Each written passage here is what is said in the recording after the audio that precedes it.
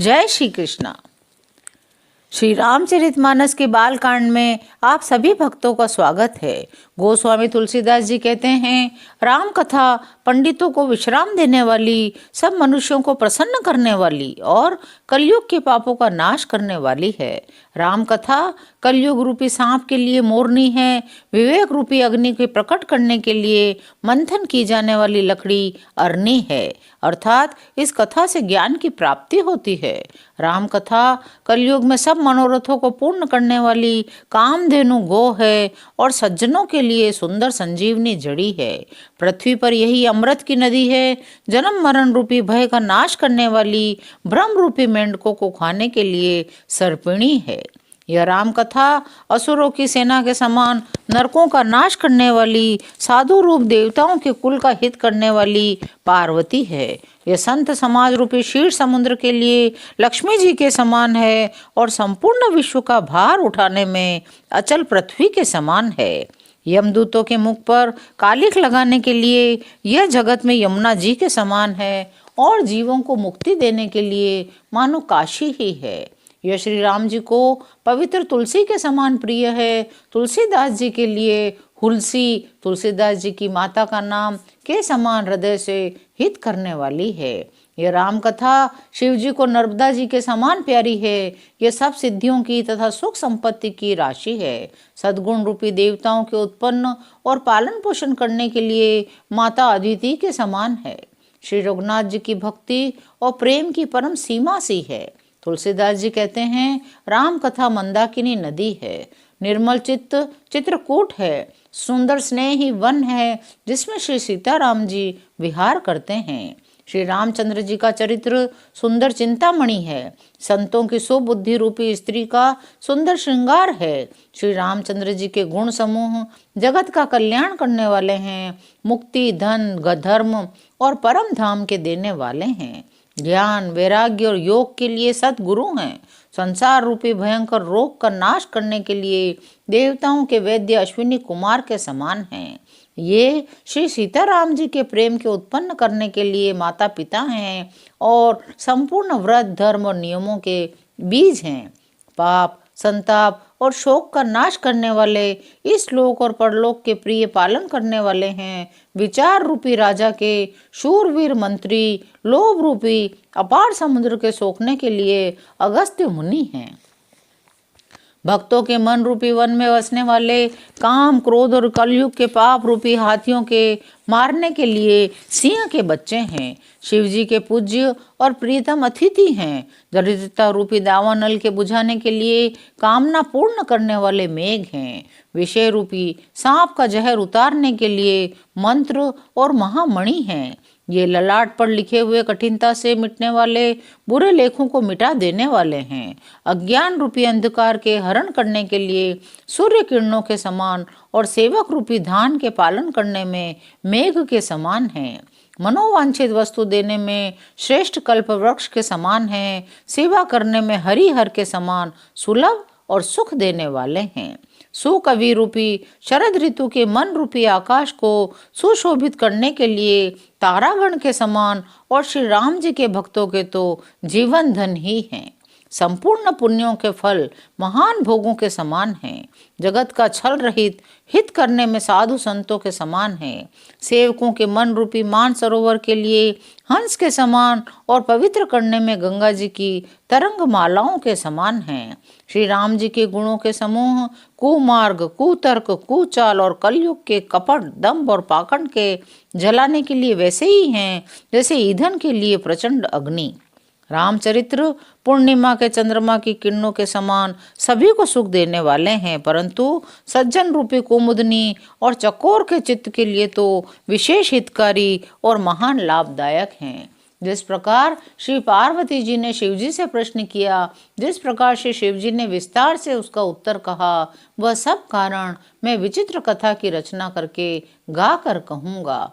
जिसने ये कथा पहले न सुनी हो वह इसे सुनकर आश्चर्य न करें। जो ज्ञानी इस विचित्र कथा को सुनते हैं वे यह जानकर आश्चर्य नहीं करते, संसार में राम कथा की कोई सीमा नहीं है। राम कथा अनंत है। उनके मन में ऐसा विश्वास रहता है नाना प्रकार से श्री रामचंद्र जी के अवतार हुए हैं। 100 करोड़ तथा अपार रामायण हैं। कल्प भेद के अनुसार श्री हरि के सुंदर चरित्रों को मुनीश्वरों ने अनेकों प्रकार से गाया है। हृदय में ऐसा विचार कर संदेह न कीजिए और आदर सहित प्रेम से इस कथा को सुनिए। श्री रामचंद्र जी अनंत हैं, उनके गुण भी अनंत हैं, उनकी कथाओं का विस्तार भी असीम है।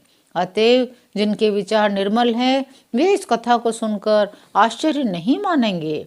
इस प्रकार सब संदेहों को दूर करके और श्री गुरु जी के चरण कमलों की रज को सिर पर धारण करके मैं पुनः हाथ जोड़कर सबसे विनती करता हूँ, जिससे कथा की रचना में कोई दोष स्पर्श न करने पावे। अब मैं आदर पूर्वक श्री शिव जी को सिर नवाकर श्री रामचंद्र जी के गुणों की निर्मल कथा कहता हूँ। श्री हरि के चरणों पर सिर रखकर संवत 1631 में इस कथा का प्रारंभ करता हूँ।